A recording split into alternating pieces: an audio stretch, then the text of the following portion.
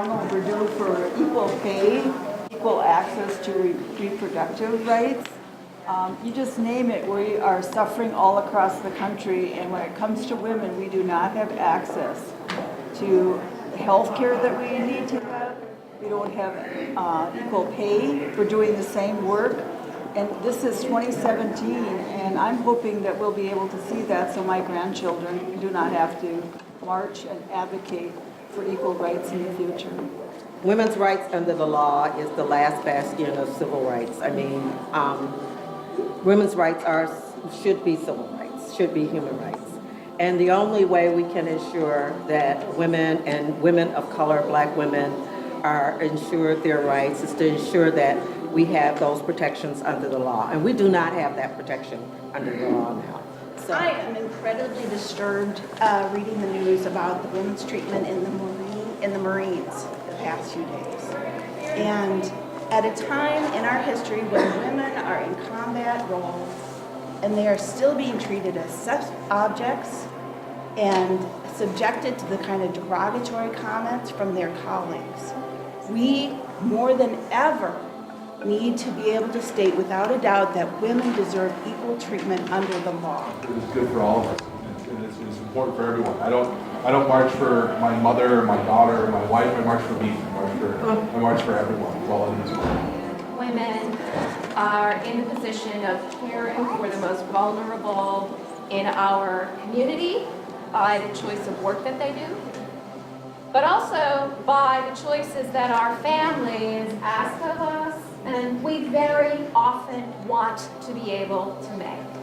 At the beginning and at the end of life, as a woman in that 50-something age group, I raised my child, and now I'm caring for elderly aging parents. This profoundly affects my ability to participate fully in the workforce and puts me in the position of needing to ask for special dispensations, usually made by man, often graciously offered, but not always.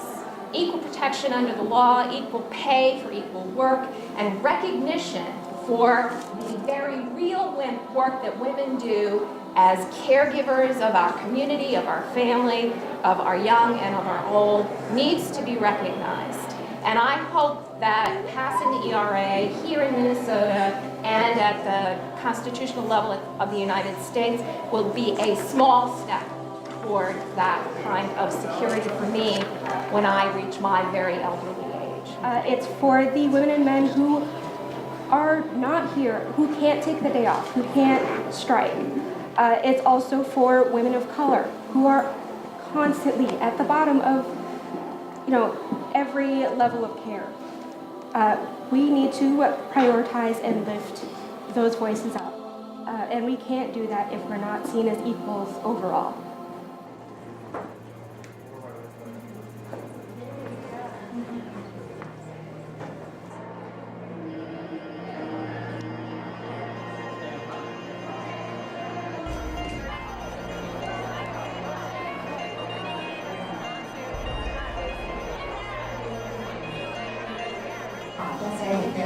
Betty and Trista, for those watching live who can't be here physically today, what do you want them to do? We want them to call the legislators so that they can pick up the phone, they can send an email, they can write a postcard that says support the Equal Rights Amendment for women.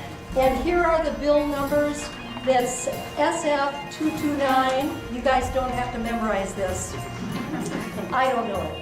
SF 229 and HF 356 are the resolution memorializing Congress to remove the deadline on the ERA.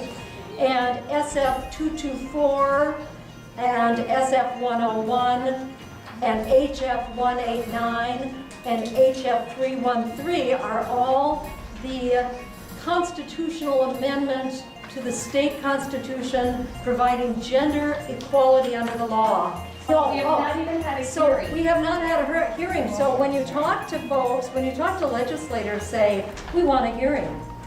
Say, what I say is it's Republican-led House and Senate, and we are respectfully asking our Republican leaders in the House and Senate to allow a hearing on the Equal Rights Amendment bills, get behind us, or get out of the way. And what will persist until it's passed. Yes, this will succeed.